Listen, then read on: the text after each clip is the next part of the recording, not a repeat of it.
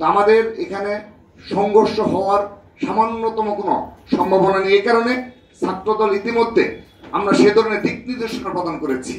এই বিষয়টি স্পষ্টভাবে লিখিত বক্তব্যেই স্পষ্ট করেছি যে শান্তি ও সম্প্রীতির এক অনন্য নজির আমরা স্থাপন করলাম।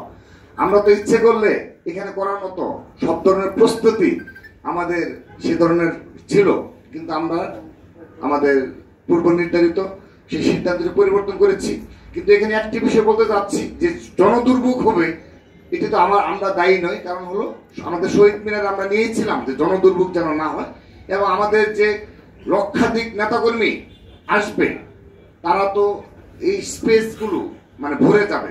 তো যা হোক, এখন তো বাস্তবতা মেনে নিয়েই আমাদের শাহবাগে করতে হচ্ছে।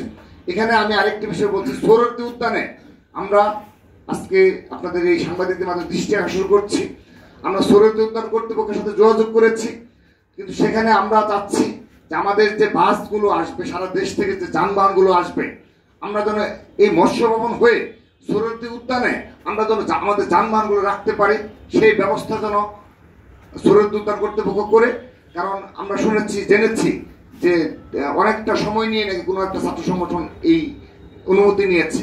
তো আমাদের এখানে সংঘর্ষ হওয়ার সামান্যতম কোনো সম্ভাবনা নেই। এই কারণে ছাত্রদল ইতিমধ্যে আমরা সে ধরনের দিক নির্দেশনা প্রদান করেছি, এবং আমরা অবগত করেছি যে ওই রাস্তা পরিহার করে যে যে এনসিপি যে বাসগুলো নিয়ে আসবে কিংবা যানবাহনগুলো ঢুকবে, তাদের সাথে সামান্যতম কোনো প্রকার কোনো তারা যদি দুর্ব্যবহার করে উস্কানিমূলক কর্মকাণ্ড করে, ছাত্রদল সেই ফাঁদে পা দেবে না এবং সেগুলো তারা নিবৃত্ত করবে। সবাইকে ধন্যবাদ।